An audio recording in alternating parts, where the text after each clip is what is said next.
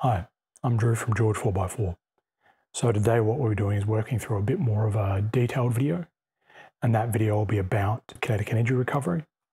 So for recovery generally, what I like to use as a reference is actually the US Army Recovery Handbook. Generally speaking, armies are the only people who ever really need to do recoveries as a professional organisation, and so they're the only people who have standards. The Australian Army has an excellent recovery manual for our troops, but unfortunately they don't publish it on the web. So I've included a link here to the US Army Recovery Manual, and we'll put that in the box below so you can look that up. So today what we'll be looking at is conducting kinetic recoveries of casualty vehicles stuck in sand or mud. It's useful to understand some of the maths behind this stuff from the manuals that we've talked about before. And so what we've got out of here is actually a reference out of the US manual, which talks about level of miring. This talks about it in terms of tanks and trucks, but it applies equally to all of the vehicles that we're really talking about today. So when we look at this, really what we've got is what we would call pretty bogged. So that's, sort of down to the axles or, not quite on the chassis rails.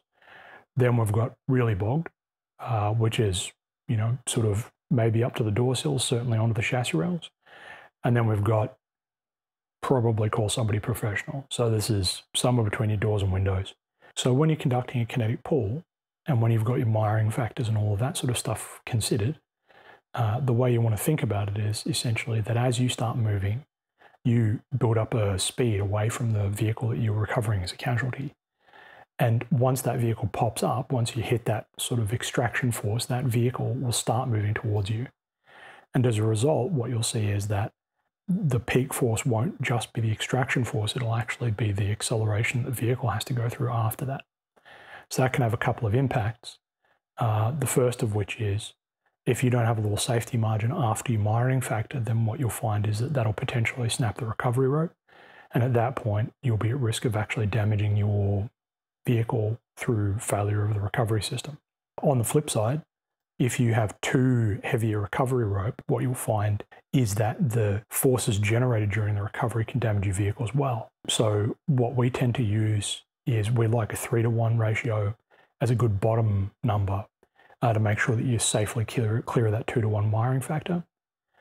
And we like to use a 5-to-1 upper limit as a good rule of thumb, because a lot of OEMs, when they're designing the vehicles in the first place, will tend to use a 6G number as suspension design limits. So if you start exceeding that, it's almost guaranteed you're going to break something.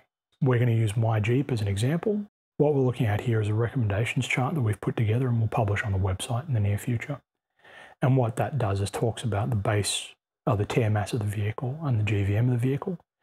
And knowing the tear and the GVM gives you some good sort of guides on the numbers that you're looking for.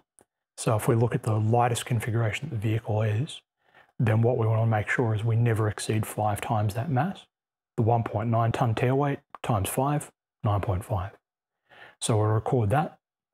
And then when we look at the GVM, we want to make sure that we never go below 3 times that. In this case, 2.5 tons times 3, 7.5. So that becomes our lower bound. So what we do is look at our catalog and we find an appropriately sized kinetic energy recovery rope.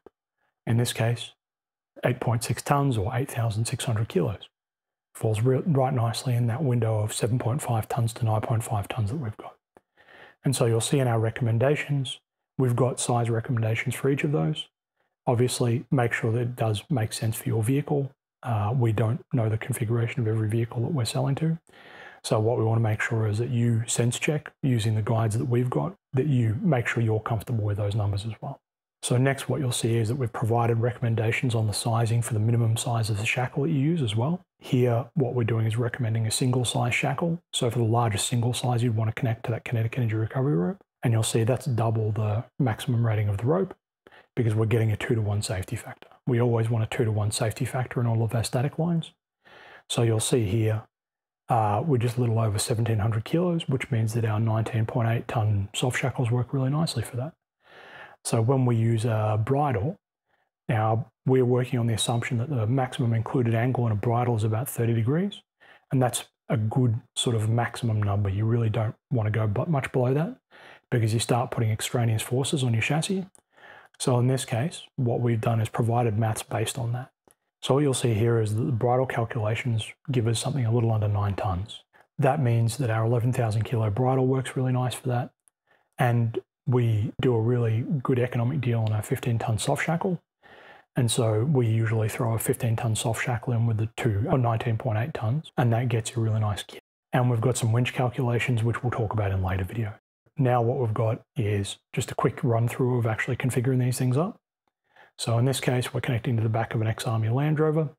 As a result, we're using a pintle hook, which means we don't need a soft shackle there, but normally you just use a soft shackle. So what you'll see here is me hooking the bridle up with the 15-ton soft shackle. Next, you'll see me running the bridle through the kinetic energy recovery rope, connecting the second point of attachment with the 19.8-ton soft shackle. Now what I'm doing is running out the rope to make sure that nothing's crossed or looped so that we don't end up with something going wrong during the recovery. And that's it. Now you can see each of the elements of the kit that we're talking about providing there. So that's the kinetic energy recovery rope, the 11,000 kilo bridle, the SK Plus hitch, the two 19.8-ton soft shackles, and the 15-ton soft shackle. So we've got two configurations that this kit is designed to do. One is a front-to-back pull, and the other one is a back-to-back pull. So the reason that you do this is normally when you're running a multi-vehicle convoy, what you want to do is have your most capable four-wheel drive leading. And that's typically because what you'll want to do is have them test out your route, see how you go. If they can't do it, nobody else is going to be able to do it.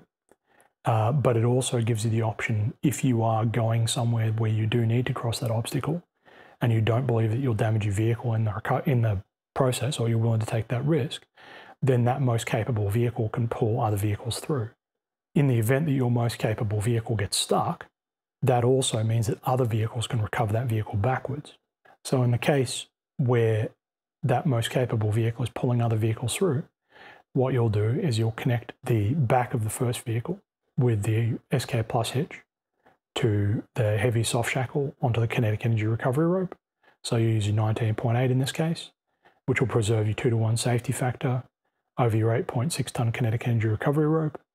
Then you go through the bridle, and then you've got shared points at the other end.